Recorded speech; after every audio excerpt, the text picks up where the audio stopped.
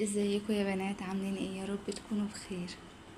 حابة اشكر البنات اللي شجعتني وعملت لي لايكات وكومنتات واشتراك. النهاردة جاية في فيديو جديد، فيديو للبنات اللي حابة تهتم بشعرها وتن مترطب وناعم وحلو. احنا في الصيف يا جماعة، والحر والرطوبة والهيشان، فلازم اللي احنا نغسله بشعرنا مرة في الاسبوع على الاقل بالشامبو، عشان خاطر فروة راسنا دي بتتنفس وبتعرق وبتعمل قشرة طبيعي زي جسمنا بالظبط، فبتكون دهون وبتكون قشرة، فبالتالي بيحصل تساقط. فلازما اللي انت تستخدمي مرة في الاسبوع شامبو. انا بستخدم من نوع الشامبو ده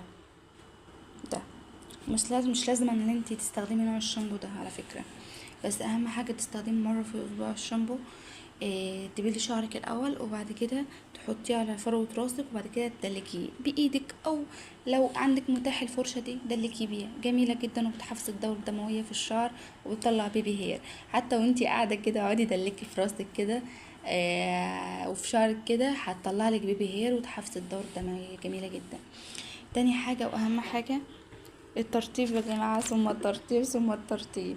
احنا بنعمله ايه في بشرتنا عشان تبقى حلوة ما تبقاش يعني فيها قشف او فيها قشر او كده؟ بنرطبوه زي شعرنا بالظبط عايزة ترطب، فنعمله ايه؟ حمام الكريم، هو ده المرطب بتاع شعرنا مرة في الاسبوع، جميل جدا، بينعم الشعر وبيخليه سلس في الايه، في التسريح.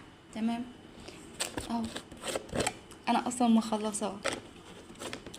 تحطيه على شعرك بس بعيدة عن الجذور سنتي، وتحطيه ورا لحد الاخر، لحد اخر شعرك، وتسيبيه نص ساعة ربع ساعة. ويفضل تستخدمي الفوطة الميكرو فايبر الجميلة دي، وتبليها في مية سخنة او دافية، يعني مش سخنة قوي اللي هي تلسعك، ومش دافية قوي اللي هي تكون باردة، احنا عايزينها دافية شوية تستحمل راس فروة راسك كده، عشان خاطر فروة راسك تتفتح وتستفاد من الشامبو وتستفاد من حمام الكريم وحمام الزيت اللي انت هتعمليه. اهي تحطيها بعد ما تحطي كريم حمام الكريم وتبليها في ميه دافيه زي ما قلتلك تستحمل راسك بالظبط. تمام. تالت حاجه بقى يا بنات، هي لازما اللي انت تعملي حمام زيت مره في الاسبوع.